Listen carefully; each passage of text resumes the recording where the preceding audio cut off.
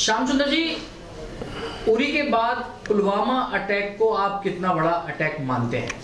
उरी के बाद जो पुलवामा अटैक हुआ पाकिस्तान की शह से, वो देश के लिए एक बहुत बड़ी क्षति थी, जिसमें हमारे 40 सीआरपी के जवान शहीद हो गए और सरकार ने उसके लिए कोई उचित कदम नहीं उठाया। जो भी कदम उठाया बड़ी देर बाद उठाया और ये देश को क्षति ही थी। तो क्या आपको लगता है कि अभिनंदन को वापस करके जो है पाकिस्तान सियासत कर रहा है?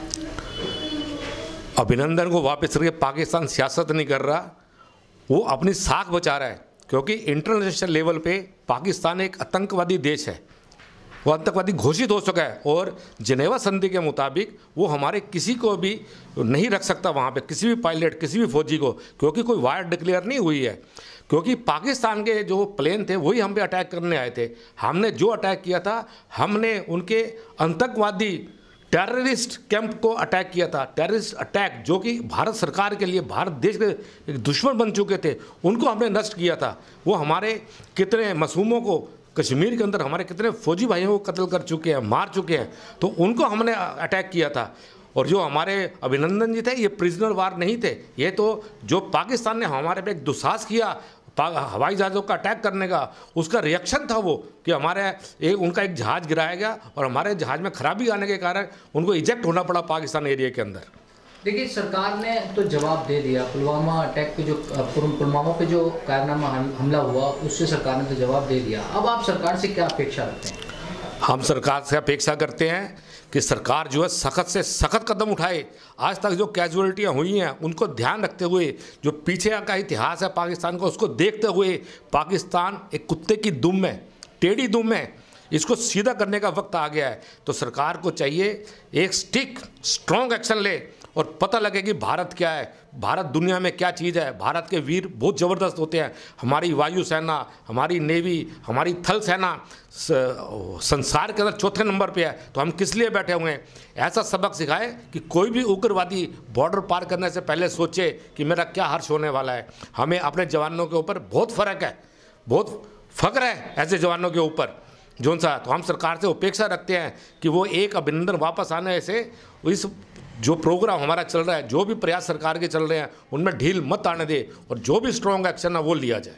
क्या आपको लगता है कि जो अलगवादी है हमारे, उनकी सुरक्षा हटाई गई है और वही सूत्रधार हैं आतंकवाद फैलाने के लिए? क्या उनकी सुरक्षा हटाए जाने से आपको लगता है कि देर आए दुरुस्त आए? जो अलगवादी हैं उन्होंने जब अपने आप को अलग ही घोषित कर दिया, तो वो इस देश के रह कहाँ गए?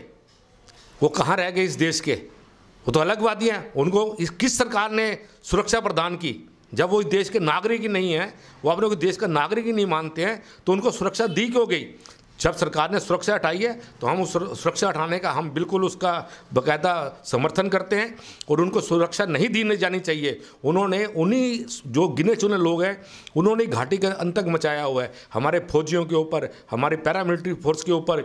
इन्हीं के कहने से पत्थरबाजी की जाती है, इन्हीं के कहने से अटैक किया जाता है। इनके पास इतना पैसा आता है, इनके खुद के बच्चे तो विदेशों में रहते हैं और यहाँ के मासूम बच्चों को ये टेररिस्ट बनाते हैं, उनका माइंड वॉश करते हैं। और सरकार को चाहिए उनको ज़िंदगी के अंदर भी सुरक्षा नहीं दी जानी चाहिए। श्याम सुंदर जी, क्या सर्जिकल स्ट्राइक एकमात्र रास्ता है? क्या हम जिंदगी भर सर्जिकल स्ट्राइक करते रहेंगे? हम आपसे पूछना चाहते हैं, क्या इसका कोई रास्ता निकल सकता है, सोल्यूशन निकल सकता है? क्या हम इसी तरह से सर्जिकल स्ट्राइकों पर ध्यान देंगे? क्या इससे हमारे जो देश में जो हमारी आर्थिक स्थिति है वो डाउन नहीं हो रही है? सर्जिकल स्ट्राइक भी एक रास्ता है। बाकी हमें जो चीज़ें सीखनी चाहिए वो सीखनी चाहिए इजराइल से। इजराइल एक छोटी सी कंट्री है, लेकिन उसने जितने भी उसके टेररिस्ट हैं उनकी नाक में दम कर रखा है। तो हम बिल्कुल वही मेथड अपनाना चाहिए। चाहे हमें दुश्मन के घर में घुस के मारना चाहिए। अगर हमारा एक आतंकवादी हमारे एक फौजी को मारता है, तो जब तक हम 10 को चोट नहीं पहुंचाएंगे तब तक कोई असर नहीं होगा। ये लगातार कॉन्टीन्यूस होना चाहिए, ताकि दूसरों के लिए भी उदाहरण हो कि हिंदुस्तान का तरफ आँख उठा के देखना भी कितना गलत हो सकता है। ऐसा सरकार को सर्कमस्टांसिस, ऐसा एटमॉस्फेयर बनाना चाहिए और पता लगना चाहिए कि भारत की तरफ नज़र उठाना कितना गलत हो सकता है। देखिए श्याम सुंदर जी, आप कांग्रेस के लीडर हैं, कांग्रेस से आते हैं, इस समय जो है सभी पार्टी को किस तरह का रवैया रखना चाहिए? ये देश पे आपदा का माहौल है। इस समय कोई राजनीतिक पार्टी नहीं है, हम सब भारतवासी हैं। हम भारत के लिए जिएंगे, भारत के लिए मरेंगे। और भारत की सरकार जो भी डिसीजन लेगी, तो जैसे हमारे आदरणीय श्री राहुल गांधी जी ने कहा है, हम उस डिसीजन का समर्थन करते हैं और हमारी जो पार्टी है उस सरकार के साथ है।